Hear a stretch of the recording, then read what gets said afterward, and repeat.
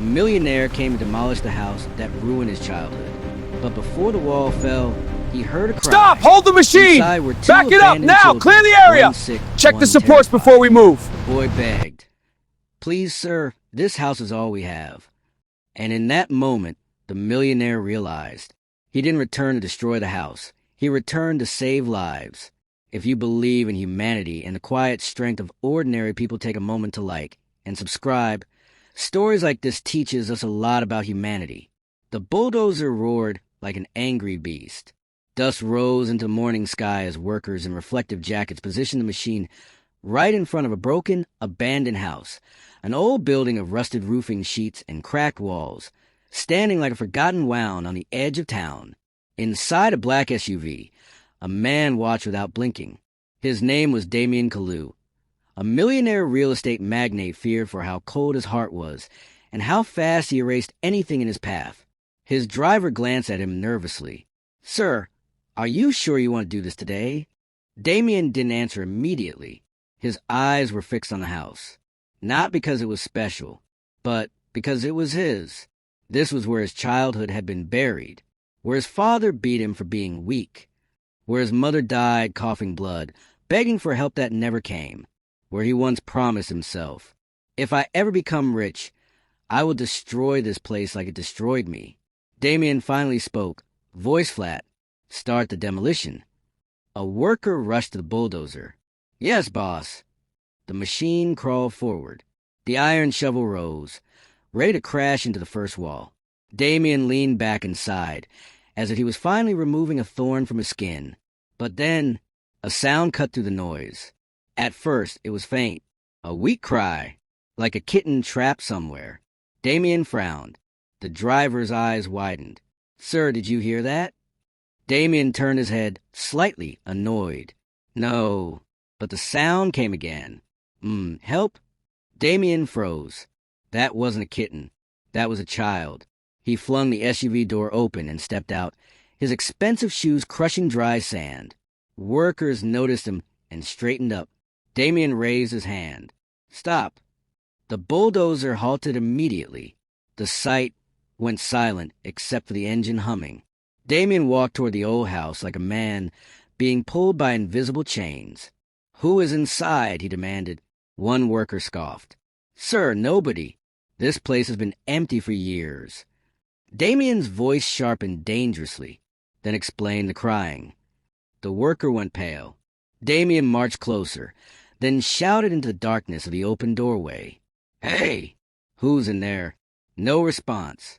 But the cry came again, clearer this time. "Please don't break the house." Damien's throat tightened. The voice sounded small. Scared. Alive. He motioned to two workers. "Bring lights. Now." Minutes later, flashlights pierced the shadows. The inside was worse than the outside. Mold, spider webs, broken chairs, old torn clothes on the floor. The air smelled of old rain and rot. Damien's heart pounded. He hadn't been inside this place in 15 years. Then he heard it again. A muffled sob coming from the back wall. Damien moved toward it. A worker pointed. "Sir, there's something there." The wall had a strange patch, like it had been covered recently with mud and cardboard. Damien reached out toward the cardboard way and revealed a tiny hole. A pair of eyes stared back. A child's eyes. Fearful and shaking. Damien stepped back in shock. "What the—" The child's voice trembled. "Please, sir, don't demolish it. My sister is sick." Damien's mouth went dry. His brain refused to process what he was seeing. "Open it," he barked. Workers rushed and began breaking the mud patch carefully. When the wall fell open, the scene inside punched Damien's chest like a hammer. Two children were hiding in a little corner space like a secret shelter. A boy, maybe 10, covered in dust, standing protectively in front of a smaller girl. The girl lay on old rags, skin pale, lips cracked. Damien took one step forward. The boy raised a broken piece like a weapon, shaking. "Don't come close," he yelled. "We didn't steal anything. We're only staying here because we have nowhere else." Damien stared. Something inside him, something long dead, twitched. He swallowed. "What are you doing inside my house?" The boy blinked. Your house. Damien's jaw tightened. Yes, this house belongs to me. The boy looked behind him at his sick sister, then back at Damien, and then he said something Damien wasn't ready to hear. We didn't know it belonged to you, sir, but even if it does, please don't destroy it, because this house is the only thing keeping my sister alive. Damien laughed once, sharp, disbelieving. Keeping her alive? Are you mad? The boy's eyes filled with tears. He reached behind him and pulled out a small plastic bag. Inside were empty medicine sachets and crushed herbs. She has fever. If we go outside at night, the cold will kill her, he whispered. Our parents died. Nobody wants us. Damien's ears rang. A memory flashed in his mind. His mother's weak voice. Damien, don't let the world turn you into stone. Damien's face hardened again. He turned away quickly so nobody would see emotion on him. Then he said coldly, this demolition was meant to happen today, but now you've delayed it. The boy panicked. Please, sir. Damien cut him off and raised his voice to workers. Bring my doctor, and nobody touches this building until I say so. Everyone stared at him. Damien didn't understand why his chest hurt. He didn't understand why he suddenly cared. But one thing was clear. He returned to destroy his past. And instead, his past had returned with a heartbeat. When Damien's private doctor arrived, the children didn't trust him. The boy, Tommy, stood like a soldier. No injections, he shouted. My sister hates injections. Damien snapped. Do you want to die? Tommy flinched. Damien realized how harsh that sounded. He lowered his tone. The doctor examined the girl. She's severely dehydrated, the doctor said, and her fever is high. She needs a hospital immediately. The moment Damien said, hospital, Tommy's face darkened. No, he screamed. Damien frowned. What do you mean, no? Tommy's hands clenched. If we go to hospital, they will call social welfare. They will separate us.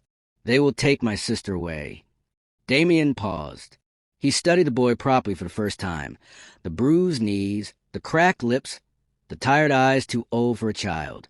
This boy had been fighting life alone. Damien sighed. I'm not your enemy. I'm trying to help. Tommy's voice shook. Every adult says that, then they turn wicked. That hit Damien deeper than he expected, because Damien himself once believed the same thing. They managed to move the sick girl to the SUV. Damien told Tommy to sit in front, but the boy refused. He insisted on sitting beside his sister in the back, holding her hand, whispering, Don't sleep too deep. Zara, stay with me. Damien looked away. His driver whispered, Sir, should we really involve ourselves in these street children? Damien snapped. Drive. At the hospital, Damien paid everything without blinking, but Tommy watched him with suspicion. As doctors rushed Zara into emergency care, Tommy's stomach growled loudly. Damien handed him food. Tommy refused it. Damien waited, then said, quietly, I know that hunger. I used to feel it too. That was the first time Tommy looked directly at him. You? Tommy asked, shocked. But you're rich. Damien's face tightened. Rich men also come from dust, he replied. Later, the nurse informed them. Zara was stable.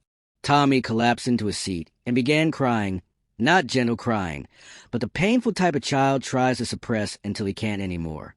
Damien sat beside him. Tommy wiped his tears aggressively. I'm not crying. Damien nodded. I know. Tommy whispered. I promised my mother I'd protect Zara, but sometimes I'm scared. Damien's throat tightened again. He remembered his own mother dying. He remembered being alone.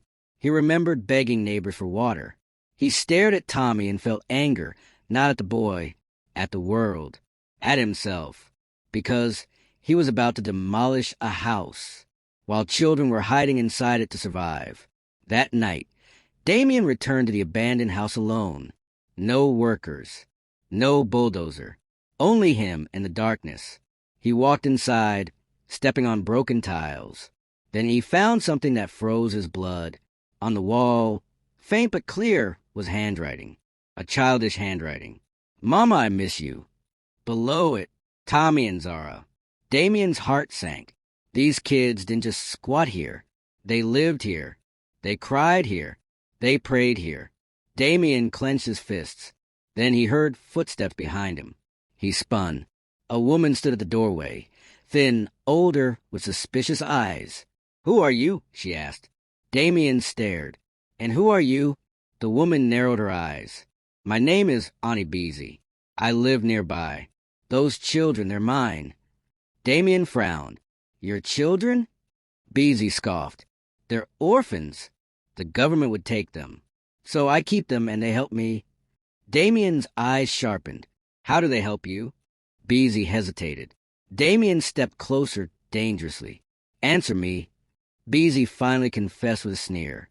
"I send Tommy to beg. If he brings money, they eat. If he doesn't, they suffer." Damien's blood turned to fire. "You use those children," he said quietly. Beezy shrugged. "It's life." Damien's voice lowered to something deadly.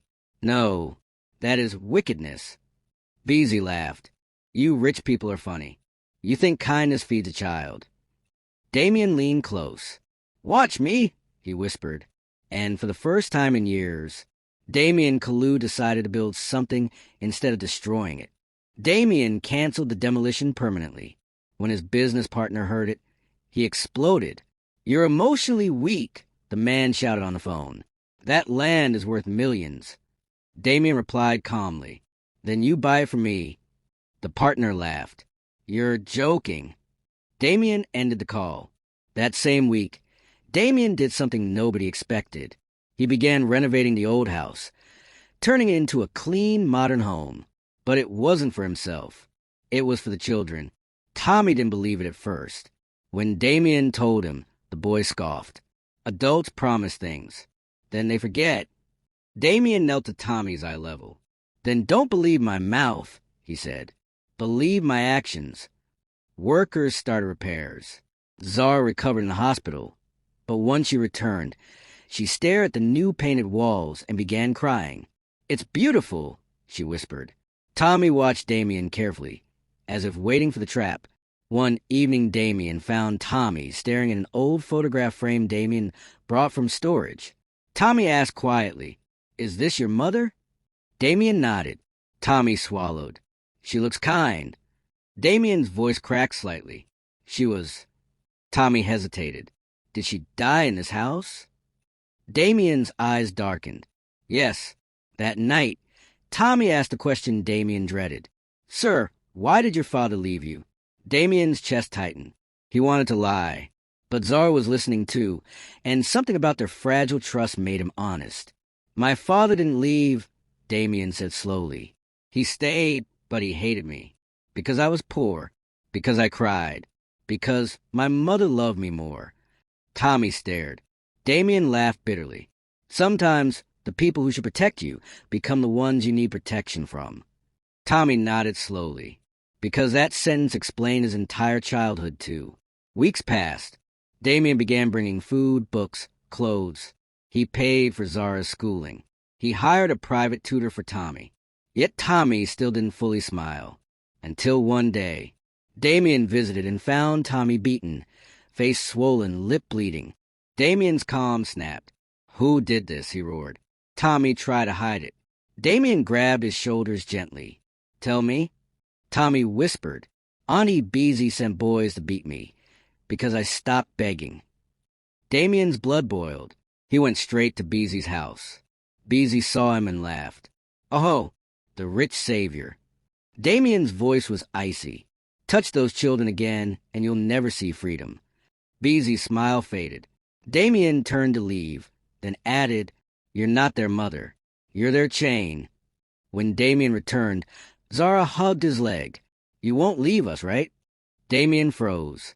That question was a knife, because he wasn't sure he belonged in their lives. He knelt and looked at her. "I'm not leaving," he promised. "Not anymore." But destiny wasn't done, because the next day, Damien received a phone call that shook his life. "Mr. Damien Kalu," the caller said, "this is social welfare. We received a report about children living in an unsafe environment." Damien's eyes widened. Someone had reported him, and if they took Tommy and Zara away, Damien might never see them again.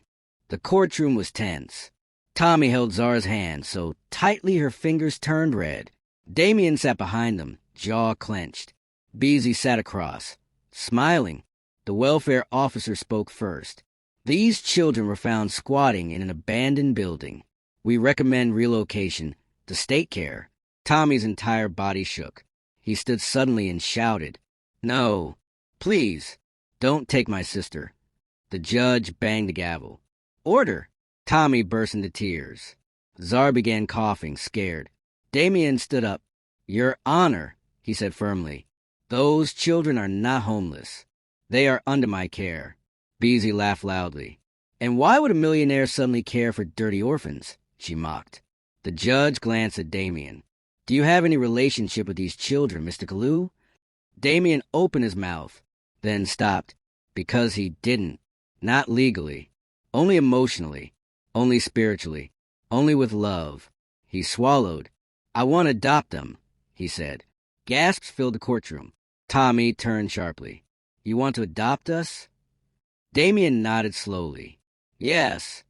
Beezy stood, furious. "You can't. Those children belong to me." The judge looked at her. "Ma'am, evidence suggests you exploited these children." Beezy screamed, "I fed them." Damien's voice thundered. "You fed them with suffering." Then the twist came. A social worker stepped forward with documents. "There is more, Your Honor," she said. "We investigated the background of Tommy and Zara, and we found something troubling." Damien frowned. "What?" The worker turned to Damien. "Mr. Kalu, these children are not random orphans." Damien blinked. The worker continued. "Their mother's name was Ada Kalu." Damien's world tilted. Ada Kalu, his mother's name. His knees almost buckled. "That's impossible," he whispered. The social worker nodded slowly. "She gave birth to twins before she died. The hospital records indicate. Thomas Kalu and Zara Kalu." Silence crashed. Damien stared at Tommy. Tommy stared back. Damien's lips trembled. "My siblings," he whispered. Tommy's eyes widened in horror. "You're my brother?" Zara began crying. The judge looked stunned. Beezy screamed, "No! Lies! Lies!" Damien's chest exploded with emotions he didn't know how to carry. His mother had given birth again, and nobody told him? He turned away, tears finally breaking free. All his life, he thought he was alone. Yet blood had been living in his abandoned house, surviving on pain. The judge spoke softly. "Mr. Kalu, are you saying these children are your family?" Damien wiped his face and turned back.